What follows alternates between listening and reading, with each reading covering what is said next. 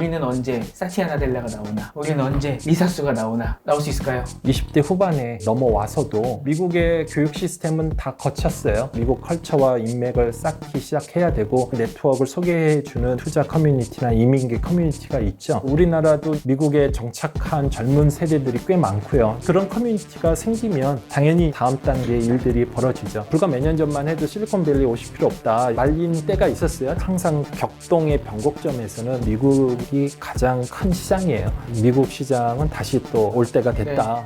처음에 저희가 K그룹에 대해서 말씀해 주시고 1997년도에 미국을 처음 가신 거니까 그 시절에 미국에 가셔서 컴퓨터 만들어서 파신 거잖아요. 실리콘밸리에 처음 가셨을 때 거기에 한국 사람이 와서 사업을 한다, 어떤 느낌이었어요? 물론 저는 이제 삼보컴퓨터 미국 지사의 주재원으로 갔고, 삼보컴퓨터는 당시에 이미 실리콘밸리에 공장도 있고요. 네. 컴퓨터를 막 자재를 사서 이제 막 조립을 해서 이제 막 팔고 있었습니다. 근데 어떻게 하면 이 컴퓨터를 좀 더 비싸게 브랜드를 높이고 많이 팔 수 있을까를 이제 고민하는 그 숙제를 안고 갔는데 네. 쉽지 않죠. 이런 거를 미국에서 사업을 성공한다는 게 사실 앞이 안 보이고 네. 또 그런 유사한 거를 해본 사람은 찾을 수가 없었고, 당시에 또 삼성이 이제 무슨 AST라는 회사도 인수해서 해보려고 했고 LG도 이렇게 해보고 막 했지만 성공 사례가 없었던 때라 암담했죠. 그래서 그때 삼보컴퓨터 내부의 임원이나 저나 이제 동의한 거는 결국 많이 파는 게 값을 싸게 만들 수 있고, 그렇게 하려면 많이 파는 게 최고인데 많이 팔아본 사람은 우리 없으니까 많이 팔 수 있는 사람을 영입해야겠다. 이제 그 당시에 컴퓨터 USA, 컴퓨터 시티 뭐 이런 리테일러가 있는데 이제 이런 데는 뭐 전국망으로 컴퓨터를 몇백만 대 파는 데죠. 그런 거를 해보신 분을 데리고 와서 그분하고 해서 그 사람이 하자는 대로 하자. 그래서 이제 그 당시에 유태인인 이제 미국 분을 모셨고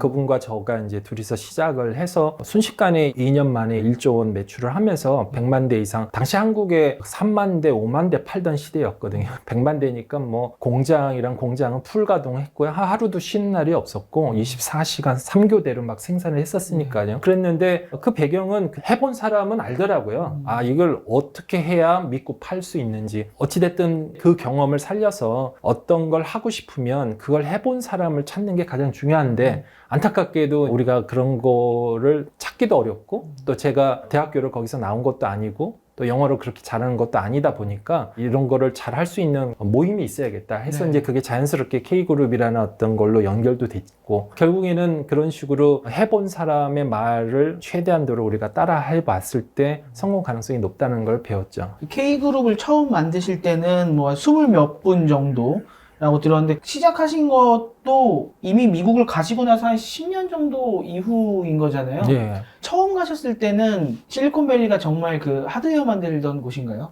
그때는 뭐 그래픽 카드, 뭐 아니면은 이제 새로운 디바이스, 뭐 작은 컴퓨터, 뭐 처음 나오는 랩탑, 뭐 이런 하드웨어 중심의 혁신, 그리고 그 배경에는 새로운 반도체, 뭐 이런 것들이었고요. 소프트웨어는 진짜 실리콘밸리네요, 진짜. 예, 맞습니다. 예, 다들 이제 인텔이나 뭐 AMD나 뭐 이런 거 출신이었고, 당시에 막 엔비디아 뭐 이런 회사도 막 처음에 막 나와서 그래픽 잘 되는 그런 시스템을 만드셨고, 뭐 지나가면서 보면 저 회사에서 만든 그런 기억이 막 나는 그런 회사들이었죠. 지금은 뭐 지나가면서 막 보면 저런 회사가 뭐 하는 회사지? 근데 알고 보면 무슨 클라우드의 뒷단에서 뭘 하고 뒷단에서 API를 하고 뭐 이런 회사잖아요. 일반인들은 감이 잘 안 오는. 근데 그 당시에는 다 눈에 보이는 텐저블한 것들의 혁신이 많이 있었죠. 그때도 한국 분들이 좀 계셨나요, 거기에? 유명한 회사에도 일부 계셨고, 그다음에 이제 주로 삼성, LG 지사 요원, 뭐 주재원들, 뭐 이런 분들 많이 있었고, 근데 현지 회사에서도 이제 석박사 마치시고 취업하셔서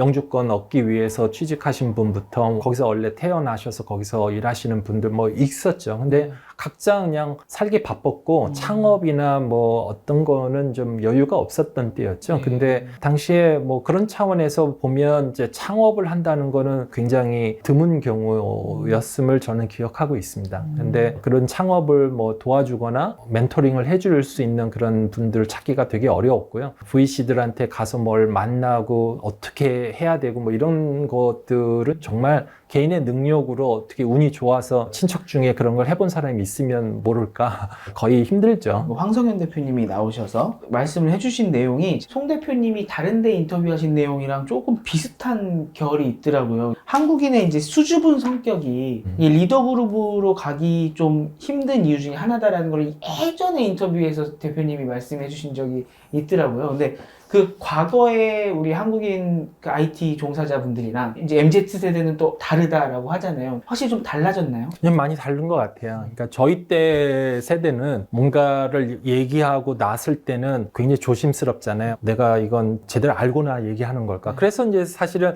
시작하자면서 무슨 창업이야, 큰 기업에서 시스템 좀 배우고 또 뭐 아니면은 뭐 석사 박사 좀 따고 뭐 이런 식의 섣불리 나서면 조심스러운 그런 게 많이 있었던 세대인 것 같고요. 근데 이제 지금 MZ 세대는 워낙 오픈소스나 뭐 모든 자료가 많잖아요. 그리고 난 저거 몰라요. 그냥 API 갖다 쓰면 돼요. 저게 검증된 API니까 돈 좀 주고 갖다 쓰면 되고 저거는 제가 잘한다니까 저거 갖다 쓰고 그렇게 스스럼 없이 모르는 건 모르는 대로 좋다는 거는 좋은 대로 돈 주고 이런 능력이 좀 있죠. 근데 우리는 저거 갖다 쓰면 언젠간 코 꿰고 그렇죠. 우리가 개발해야 돼. 저거 언젠가 뒤통수 맞아.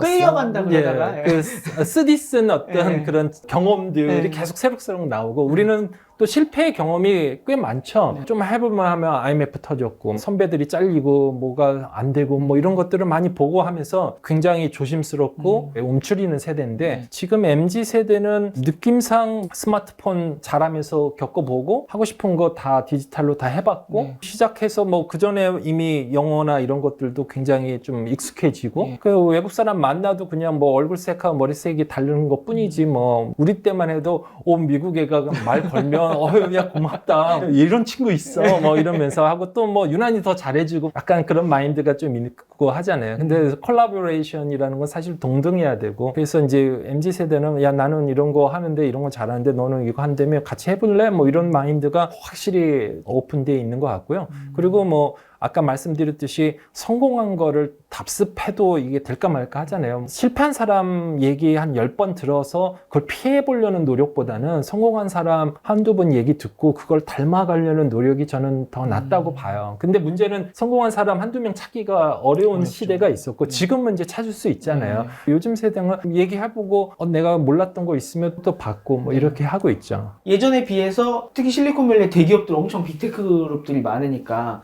좀 리더급으로 가시는 분들이라거나 아니면 실리콘밸리에서 창업을 직접 한다거나 창업자 중에 한 명으로 가시는 이런 한국인들이 예전보다 많아지고 있나요? 제가 그런 부분을 특별히 이렇게 유의있게 보지는 않았는데요. 합병을 통해서 이렇게 자연스럽게 큰 기업이 흡수되면서 승진하는 그런 임원들을 많이 봤고요. 아무래도 이 현지에서 이렇게 성장을 하시려면 미국 사람들을 잘 관리하고 고용하고 또 잘 자르고 하는 그런 스킬과 그런 커뮤니케이션 스킬이 굉장히 중요하잖아요. 근데 이제 한국에서 다 공부도 마치고 늦게 오신 분들이 그런 거를 이렇게 단기간에 가는 건 쉽지 않겠죠. 현지에 대학교를 나왔으면 또는 어떤 계기로 그런 쪽 업종에서의 교류가 있으면 이제 접근 가능한 이제 그런 부분에서는 우리가 좀 더 다면화적인 그 다채로운 인맥의 네트워킹이 좀 필요하긴 하죠. 고문으로도 지금 활동을 해주시고 계시고 또 아까 말씀하신 후배로서는 이제 좀 성공한 사람을 찾아가서 물어볼 만한 사람들이 생겼다라고 해주시니까 그 중에 또 한 분이실 것 같은데 후배들이 좀 와서 제일 많이 털어놓는 고민이라던가 실리콘밸리에서 계신 한국인 분들이 제일 어려움을 겪는 거라던가 뭐 그런 것도 있으실까요? 옛날에는 뭐 이제 초기 자본금 구하는 게 어려워서 그런 경우에는 이제 투자도 하고 소개도 하고 했지만 뭐 요즘은 이제 그런 부분들은 알아서 잘 해결을 하시는 것 같고요. 어떻게 성장을 하느냐? 어떻게 사람을 자르느냐, 어떻게 하면 빠져나올 수 있느냐, 뭐 이런 부분들에 대한 그 경영진이 겪을 고민은 많이 상담을 하고 있어요. 그래서 저도 멘토링을 하더라도 좀 이제 그런 부분 중심으로 좀 하고 시작 부분들은 또 도와주시는 분들이나 또 그런 경험이 많은 분들이 또 많이 계시니까 이제 단계별로 좀 다른 멘토링을 해야 된다고 생각하고 있는데요. 아무튼 한인들이 제일 어려움을 겪는 게 사람을 잘 고용하고 좀 아니다 싶을 때 프로페셔널하게 잘 정리하고 이런 부분이 제일 어려운 것 같아요. 워낙 우리는 참는 데 익숙하고 그러다가 또 한번 폭발하면 감정적으로 대응하고 아. 서구식 교육을 받으면 그런 부분이 꼭 이모셔널하게 안 나오고 프로페셔널하게 할 수 있거든요. 그리고 그 사람들도 그렇게 대응해요. 오케이, 너랑 나랑 안 맞아서 이 정도 돈 주면 난 이 돈 받고 그만두겠다. 이래도 될 일인데 이제 막 화를 내고 내가 널 믿었는데 어떻게 너가 뭐 그런 부분 또는 뭐 이렇게 뒷담화 까서 무리를 일으키고 아니면 공개적인 자리에서 얘기를 해서 사건 사고를 유발시키고 뭐 이런 일들이 좀 왕왕 있고 그 사람과 업종과 다 이렇게 핏이 있는 거니까 잘 정리를 할 수 있는 것들이 있죠. 그래서 미국에서는 이사회라는 어떤 보드 또는 어드바이저 이런 조직을 통해서 잘 경영진들이 자문도 받고 해결을 하는데 우리나라에서는 창업자들의 두 어깨에 다 맡겨져 있죠. 근데 뭐 우리가 창업 사관학교 같이 다 배우는 것도 아니고 그런 거를 또 옆에서 보고서 시작한 사람이 다가 아니기 때문에 그런 거를 견제해주고 좀 조언을 해줄 그런 가버넌스에 대한 밸런스 이런 부분들이 좀 부족하죠. 그리고 또 어떻게 보면 괜히 이렇게 잔소리하는 사람이 옆에 있는 것도 불편하니까 그냥 저를 믿고 다 맡기세요 하는 거를 또 선호하는 또 기질이 있잖아요. 근데 그런 부분들은 또 거꾸로 어려운 상황에 가면 혼자서 극복하기가 쉽지 않은 것도 있죠. 그래서 그런 부분들에 대한 것들이 서로 공유가 되면서 요즘 젊은 창업자들이 빠른 시기에 엑시트 하면서 내가 요번에 창업을 뭐 이렇게 했는데 다음번에는 이렇게 해야겠다 뭐 이런 분들이 계속 연쇄 상업자가 나오면서 내용들이 많이 공유되고 있어서 저는 아주 빨리빨리 미국식으로 캐치업이 될 것 같아요. 아무튼 창업자들이 자기가 잘하고 자기가 좀 부족한 거를 빨리 깨우치는 게 그게 중요한 것 같아요. 유명한 우리 V씨죠. 프라이머의 또 공동 창업자이시기도 하고요. 그렇게 이름은 돼 있는데요. 그건 뭐 권도균 대표님하고 그때 2009년도에 만나서 실리콘밸리에서 권 대표님이 2010년도에 이런 걸 좀 해보자라고 해서 그때 한 5분이 의기투합이 돼서 서로 출자금을 내고 했고요. 또 그 다음에 이제 프라이머 2기라고 해서 그때는 7분 유중희 대표하고 이광석 대표님이 조인해서 7분이 또 투자하고 그 다음에 이제 3기, 4기 이렇게 일종의 조합이죠. 요즘으로 말하면 그런 식으로 이렇게 했는데 이제 권도균 대표님이 쭉 이끌어 가시고 벤처 캐피탈인 프라이머 사제까지 이기아 대표하고 같이 이렇게 하시는 걸로 저는 알고 있고요. 같이 하셨던 또 이택경 대표님은 매시업 엔젤스라는 걸로 해서 이제 또 따로 엔젤 펀드를 운영하시고 계시고 그리고 단계별로 이렇게 엔젤이 얼리 투자가 있으면 꼭 다음 단계가 또 필요하잖아요. 거기에 이제 본 엔젤스라는 아주 유명한 장병규 의장님이 하시는 펀드가 있었고 사회적 기업은 이제 소풍이라고 이재용 대표님이 있었고 거기에 이제 또 이 미국 기반 VC로 이제 윤필구 대표님이 이제 빅베이슨이라는 펀드를 이제 결성하시겠다고 해서 흔쾌히 서포트를 하고 있고 벤처 파트너로 돕고 있고요. 그런 식으로 이제 단계별로 기존 VC 밑단에 창업을 돕고 이렇게 육성하고 잘 코칭을 하는 하나의 계단이 완성이 됐죠. 그런 거에 참여하면서 뭐 제가 드리는 것보다는 저는 받는 게 더 많았고 뭐 이제 아까 말씀한 그 프라이머 1기, 2기 때 투자했던 회사들이 원래 벤처 투자가 그렇게 좀 시간이 걸리잖아요. 그렇죠. 그래서 뭐 어떤 회사는 이제 최근에 무신사의 스타일쉐어 같은 경우는 이제 팔리면서 이제 좋은 엑시트를 하셨고 아직 마일리얼 트립은 열심히 하고 계시니까 저희는 이제 그 주주로서 이제 응원을 하고 있고요. 이제 뭐 그런 것들이 지금 11년 된 거죠. 그런 식으로 이제 주주로서 남고요. VC 투자 또는 이제 인베스트먼트는 계속 쫓아가면서 하면 이제 어느덧 성공하셨던 분이 다시 참여를 하시고 한번 이제 선순환이 되면 이제 잘 굴러가는 거죠. 저는 이제 성격상 남이 안 하거나 그런 거는 이제 이런 거 왜 안 해? 이런 거 우리가 나서야지 뭐 이런 거 하는데 그렇게 해서 좀 잘 되면 이제 빠지시는군요. 다, 뒤로. 좀 빠지고 왜냐면 저는 이제 아무래도 기업가다 보니까 아까 말씀드린 이제 권도균 대표나 이태경 대표나 윤필구 대표나 뭐 이런 분들은 이걸 업으로 하시거든요. 저는 지금 엔컴퓨팅이라는 회사를 저희도 이제 외부 주주가 있는 상태니까 저는 기업가잖아요. 저희가 뭐 엔젤로 또는 벤처 파트너라고 소위 이제 월급 받지 않고 투자를 알선하고 도와주고 하다가 나중에 성과를 나눠 갖는 그런 것들은 약간 이제 양해를 구할 수 있지만 기업을 운영하면서 VC가 된다 이거는 좀 안 맞죠. 우선순위에서도 문제가 있고요. 그래서 저는 이제 기업가 얘기를 포기하고 싶진 않아요. 개인적으로 언제 인터뷰에도 얘기한 것 같은데 제 목표는 제 아들이나 딸이 창업할 때 창업 멤버로 껴서 그들을 돕는 게 제 목표인데 네. 그 애들이 이제 지금 다 커서 네. 큰애는 트위터에 다니고 있고 둘째는 졸업을 앞두고 있는데 네. 언젠가 창업하겠죠. 창업에 지금 그 문이 열려 있네요. 네. 창업하면 이제 그때 이제 창업 멤버로 저를 좀 받아줄 수 있게끔 저는 몸을 만들고 있어야 되고 네. 플레잉 코치로서 이제 뛰면서도 코치를 하면서 왜 그 영화 인턴 있잖아요. 네, 네, 그냥 네, 네. 저는 정말 그 참 재밌게 봤어요. 그런 식으로 저는 뭐 살고 싶었고요. 별도의 얘기지만 다들 스타트업 투자한다 하면 또 젊어야 된다. 최근 뉴스 보니까 뭐 창업 5년 이내에만 투자한다. 또는 이번에 늘어나서 뭐 10년 뭐 이렇게 네, 하지 네, 않습니까? 네. 근데 제가 좋아하는 스토리가 있어요. 저를 투자했던 전설의 VC 이제 은퇴하셨는데 네. 그분하고 이제 식사를 하면서 당신이 그 VC 펀드 처음으로 결성했을 때가 1970 몇 년도인데 그때는 뭐 실리콘도 없었고 네. 뭐 누구한테 투자했냐. 네. 그리고 그때도 뭐 20대 젊은 사람들한테 투자할 게 있었냐. 네. 그랬더니 그때는 뭐 20대 30대가 뭐 창업하겠다고 뭐 오는 거 없었다. 그럼 누구한테 투자했냐? 막 그랬더니 맞춰봐라. 네. 맞춰보겠다. 그래서 어떤 사람이 왔는데 유능한 세일즈맨인데 유명한 회사에서 돈 잘 벌고 은퇴를 했는데 저희가 돈이 좀 필요해서 이혼을 해갖고 돈을 많이 날려서 네.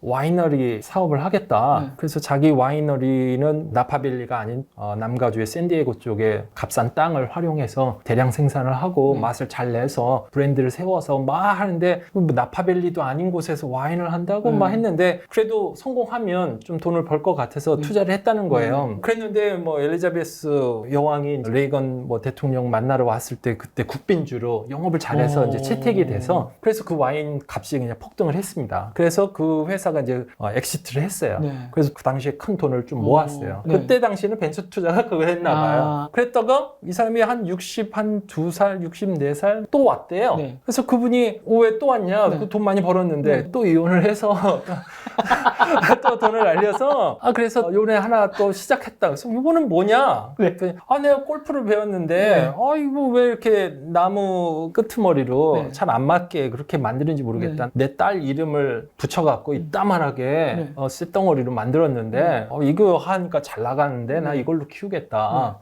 그러냐? 그게 허용되냐? 다 알아봤는데 다 되더라. 왜 이런 걸 안 하는지 모르겠다. 네. 그래서 오케이 해가지고 투자를 했다는 거죠. 그래서 그 드라이버가 또 대박이 나고 그 회사가 유명하죠. 그분 이름은 캘러웨이예요.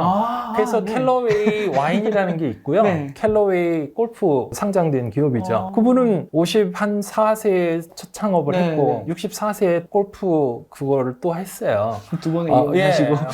그리고 80살에 돌아가셨지만 3번 하셨나 결혼? 어찌됐든 사실 나이가 중요한 건 아니죠. 네. 시장을 보는 안목하고 그걸 네. 엑스큐션하는 능력이죠. 워낙 많은 분들의 멘토시라고 들었고요. 실질적으로 송 대표님이 나의 멘토시다라고 하시는 분들을 많이 봤고, 프라이머 아까 말씀하신 것처럼 처음에 이제 같이 도와주시고 또 빅베이슨 캐피탈 또 파트너시기도 하고 정말 많은 창업자들을 보시잖아요. 또 특히나 실리콘밸리의 많은 우리 한국인들 보시고 항상 사람들이 기대하는 게 우리는 언제 사티아 나델라가 나오나, 우리는 언제 리사수가 나오나, 요거 이제 기대하고 있는데요. 나올 수 있을까요? 나오겠죠.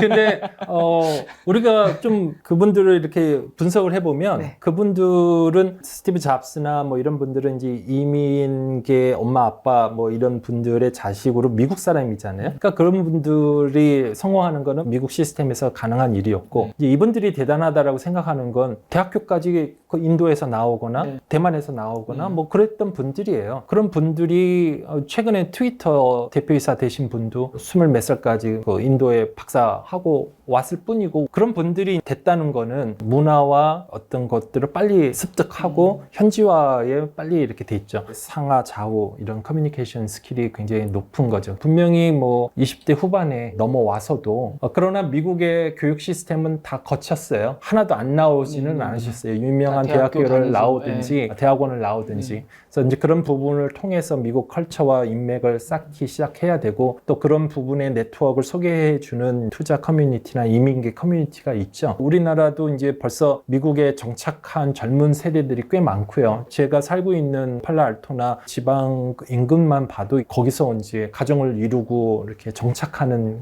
식구들이 굉장히 많거든요. 그런 커뮤니티가 생기면 당연히 이런 다음 단계의 일들이 벌어지죠. 지금 의료계나 법 쪽에는 굉장히 유명한 판사부터 뭐 이런 부분들이 다 탄생했잖아요. 네. 그래서 저는 당연히 이쪽 경영 쪽도 분명히 있을 거라고 보고 있습니다. 이민의 역사를 봤을 때 인도와 중국계에 비해서 우리는 너무 미천하기 때문에 아직 시간이 좀 걸리지만 충분히 가능하다고 보죠. 땡겨주는, 어떻게 보면 그 안에서 또 이야기를 나눌 수 있는 커뮤니티가 필요하다. 한인 커뮤니티를 사실상 이제 처음에 만드실 때부터 계셨던 분이니까 벌써 20년인가요? 15년 이제 16년 쌓였으니까 커뮤니티는 이제 어느 정도 드디어 형성이 됐고, MZ세대가 갖고 있는 또 특유의 성향과 기질, 요거가 합쳐지면 머지않아 나올 수 있지 않을까 기대를 해볼만 하겠군요. 네, 저는 분명히 그런 일이 자식 세대, 우리 MZ 세대에서는 당연히 가능하다고 보고 있고요. 근데 이제 그런 것들을 우리가 조급하게 메저먼트로 보지는 않았으면 좋겠어요. 창업의 성공의 정의가 대박에, 큰 엑시트에 또는 큰 금액의 펀딩, 10년 전, 20년 전만 해도 몇백억 펀딩 받았다 하면 뭐 탑 뉴스죠. 네. 근데 지금 뭐 지난 12월 달에 뉴스 보니까 기본이 뭐 몇백억들 투자는 다 받더라고요. 그것도 한국 투자 VC들을. 그만큼 이제 정부에서도 많이 출자들 한 모태펀드도 있고 VC들도 이제 그런 자본가들도 이제 많이 이쪽 벤처에 마음을 열고 이렇게 투자도 하시고. 근데 그래도 우리가 창업의 성공을 그런 잣대로만 나누면, 물론 이제 그런 부분 분명히 성공하신 분들이고 하지만 어디선가 조용히 기술을 이렇게 열심히 개발하고 있는 그런 회사들도 나름대로 의미가 있거든요. 그래야 또 다른 요소를 갖고 있는 회사가 흡수합병을 해서 그거를 더 크게 활용할 수도 있는 거고,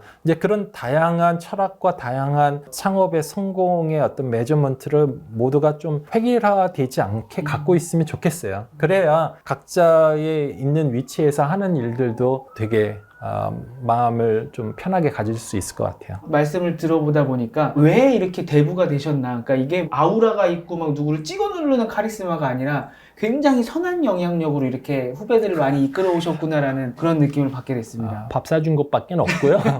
이제 선배 세대가 할 수 있는 건 어느 정도 가치에 맞는 뭐 다 도와줄 수는 없을 거예요. 그리고 저만 해도 20년 전에 어떻게 해서 그렇게 1조 매출을 하고 PC를 많이 팔아서 그런 경험은 사실 뭐 지금 특별히 써먹을 게 없어요. 왜냐면 그때 썼던 그 수많은 미국의 유통망들 반이 다 사라졌어요. 아마존 때문에. 그래서 뭐 엄청난 노하우 그런 거 뭐 별로 도움 안 돼요. 그래서 계속 세상은 바뀌기 때문에, 그래서 저도 컴퓨팅이라는 거를 계속 이렇게 피보팅 하면서 맞춰가면서 할 때 이런 세상이 또 있고 이렇게 변화가 있구나라는 걸 저도 느끼고 이제 안 늙으려고 노력을 하는 거죠. 물론 이제 대박을 내고 펀드를 결성하고 돈으로 팍팍 밀어주고 또 옆에서 도와주는 그런 방식도 있고, 또 이제 실제로 같이 어려움을 겪으면서 그건 내가 그때 해봤는데 이렇게 했어, 이렇게 하면은 소송 걸려, 이렇게 하면 나중에 문제돼, 뭐 이런 거에 도움 하나가 몇십억을 예방할 수 있다면 그것도 뭐 몇십억 투자한 거하고 같을 수 있죠. 근데 무엇보다도 창업자들이 제일 힘든 건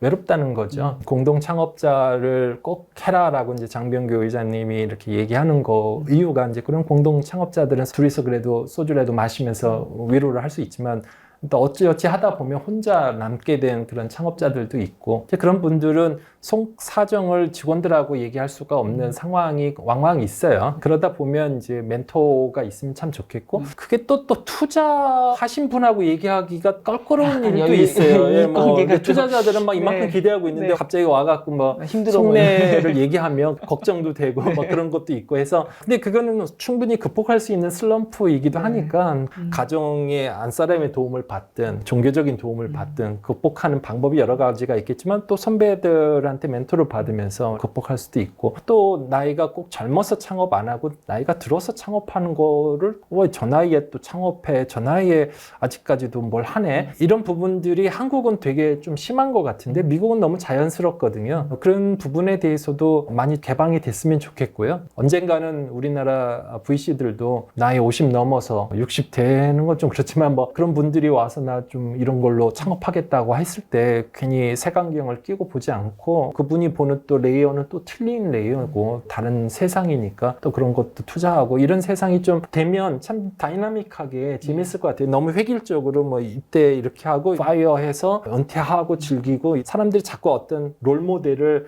획일적으로 만들어가는 게 우리나라는 좀 유난히 강한 것 같아요. 그러면 존경받고 저러지 않으면 약간 실패한 것 같고 그런 거로부터 좀 자유롭게 다양한 세상이잖아요. 우리나라도 굉장히 창의적이고 또 최근에 그런 뭐 여러 가지 문화적인 컨텐츠도 있고 해서 융합이 탁월한 민족이니까 제약 없이 멘토나 여러 가지 도움을 받아서 제각각 다 삶의 의미를 갖고 신나게 일을 하는 그런 세상이 좀 더 많아지면 한국이건 미국이건 교류할 때도 이 접점이 훨씬 더 많아질 것 같아요. 저희 티타임즈에서 빌 캠벨 이야기를 많이 썼었거든요. 예. 실리콘밸리의 멘토다 이래갖고 제가 그런 거 어떤 분한테 여쭤본 적도 있었어요. 멘토는 어떻게 하면 하는 거예요? 무슨 직업이에요? 라고 제가 물어본 적도 있었는데 송 대표님 오늘 말씀을 들어보니까 아 멘토라는 게 이런 거구나 라는 걸 제가 오늘 느끼게 됐습니다. 어찌됐든 성공하신 분들의 대부분은 돈을 벌려고 한 거라기보다는 어쨌든 자기 꿈을 실현하다가 이렇게 부수적으로 된 거기 때문에 도와줄 마음들이 다 많으신 분들이고 특히 IT 쪽은 그게 유난히 강하고 또 실리콘밸리는 그런 문화를 너무 많이 주변에서 보기 때문에 자기도 그렇게 해야 된다는 마음이 많이 생기기 때문에 여러분들이 좀 많이 준비해서 실리콘밸리에 오시면 도와줄 사람도 많고 한번 도전해 볼 만하죠. 저는 불과 몇 년 전만 해도 실리콘밸리 오실 필요 없다. 인도 시장, 중국 시장도 크고 한국 시장도 크니까 실리콘밸리 지금 올 때 아닌 것 같다 라고 좀 말린 때가 있었어요. 지난 한 5, 6년은 그랬습니다. 근데 이제 지금 제가 보면 다시 이제 시장이 이제 소강 국면으로 가고 다시 반등을 하는 상황에서는